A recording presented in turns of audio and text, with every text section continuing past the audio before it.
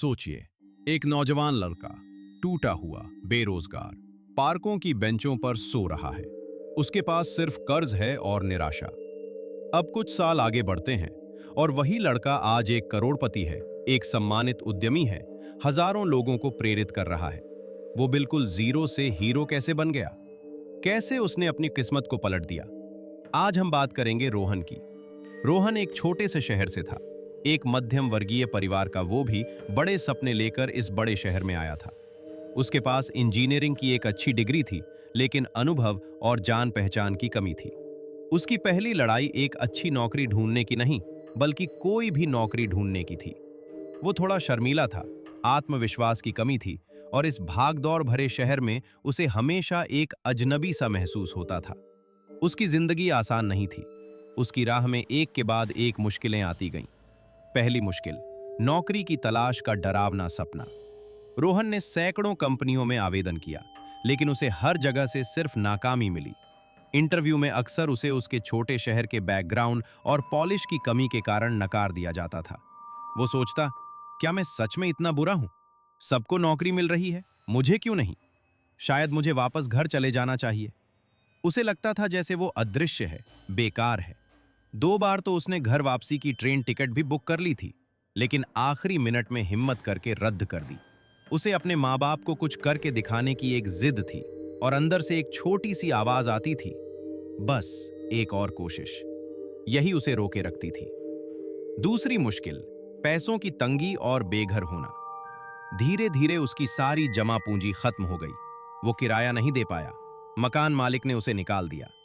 कई रातें उसने पार्कों की बेंचों पर बिताईं, कभी कभी रेलवे स्टेशन पर भी सोना पड़ा। खाने को सिर्फ सस्ता स्ट्रीट फूड मिलता, और कभी कभी तो वो भी नहीं। उसके मन में आया, बस अब और नहीं।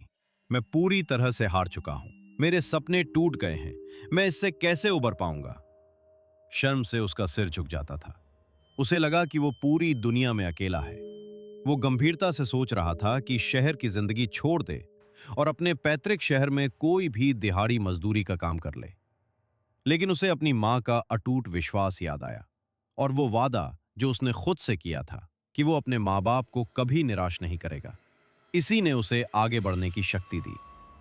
तीसरी मुश्किल, खुद पर शक और डिप्रेशन। एक मामूली पार्ट टाइम नौकरी, खाना डिलीवर करने के मिलने के बाद भी मानसिक रूप से वो टूट चुका था। वो लगातार खुद की दूसरों से तुलना करता, खुद को बेकार समझता, और अक्सर रोते हुए सो जाता।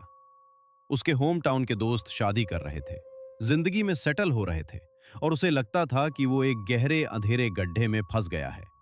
वो सोचता, मैं एक बोझ हूं, मैं इतना स्मार्ट नहीं हूं, मैं कभी कुछ बड़ा हासिल नहीं कर पाऊंगा।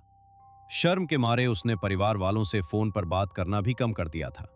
उसने लगभग वो पार्ट टाइम नौकरी भी छोड़ने का मन बना लिया था। उसे लगता था कि ये उसके लायक नहीं है और इससे कहीं कोई भविष्य नहीं है।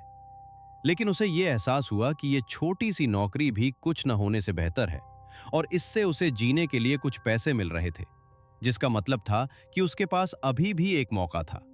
अपने ब्रेक के दौरान उसने ऑनलाइन प्रेरणादायक कहानियां पढ़ना शुरू किया। एक तूफानी रात, जब वो एक भीगी हुई पार्क बेंच पर बिल्कुल हारा हुआ बैठा था, उसने एक स्ट्रीट वेंडर को देखा जो बारिश के बावजूद बड़े जोश और मुस्कान के साथ पकौड़े बेच रहा था। रोहन को एहसास हुआ कि वो वेंडर अपनी परिस्थितियों के बावजूद कुछ कर रहा था।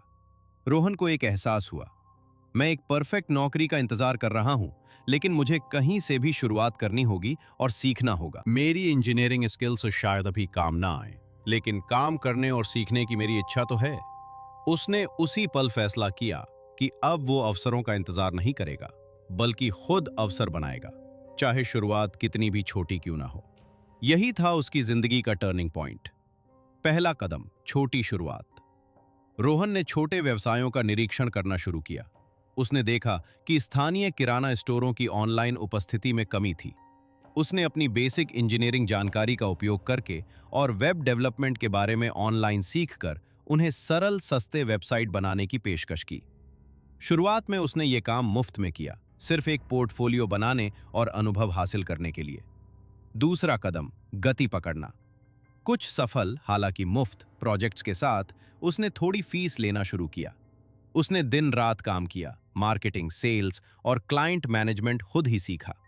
उसे संभावित ग्राहकों से कई बार नाकामी मिली, लेकिन उसने हर नाकामी से कुछ न कुछ सीखा।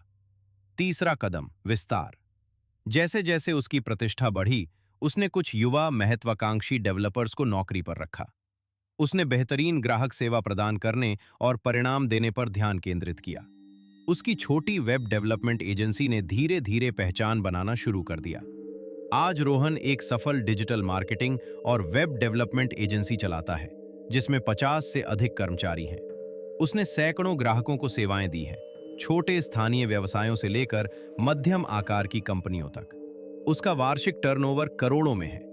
उसने अपने माता पिता के लिए एक खूबसूरत घर खरीदा है और सक्रिय रूप से युवा उद्यमियों को सलाह देता है, अपनी दृढ़ता की कहानी साझा करता है। वो प्रेरणादायक कार्यक्रमों में एक मांग वाला वक्ता है। रोहन की कहानी हमें सिखाती है कि सफलता असफलता से बचने के बारे में नहीं है, बल्कि असफलता को आपको परिभाषित न करने देने के बारे में है। ये उस छोटी सी चिंगारी को खोजने के बारे में है जब सब कुछ अंधेरा लगता है, और उसे एक लौ में बदलने के बारे में है। ये छोटी शुरुआत करने, लगातार सीखने और सबसे महत्वपूर्ण बात, खुद पर कभी हार न मानने के बारे में है। आपका अतीत आपका भविष्य तय नहीं करता, आपकी लगन करती है। अगर रोहन, जो पार्कों की बेंचों पर सोता था, एक साम्राज्य बना सकता है, तो आपको अपने सपनों को हासिल करने से क्या रोक रहा है? उस पार्क बेंच पर बैठे रोहन को याद है? वो हार मान सकता था, वो घर वापस जा सकता था, लेकिन उसने लड़ने का चुनाव किया। उसने विश्वास करने का चुनाव किया। आज आप कौन सा चुनाव करेंगे? अपनी वर्तमान परिस्थितियों को अपने भविष्य की संभावनाओं को सीमित न करने दें। वो पहला छोटा कदम उठाएं, और फिर दूसरा, और फिर तीसरा। आपकी कभी हार न मानने वाली कहानी लिखी जाने का इंतजार कर रही है। इसे अभी लिखना शुरू करें।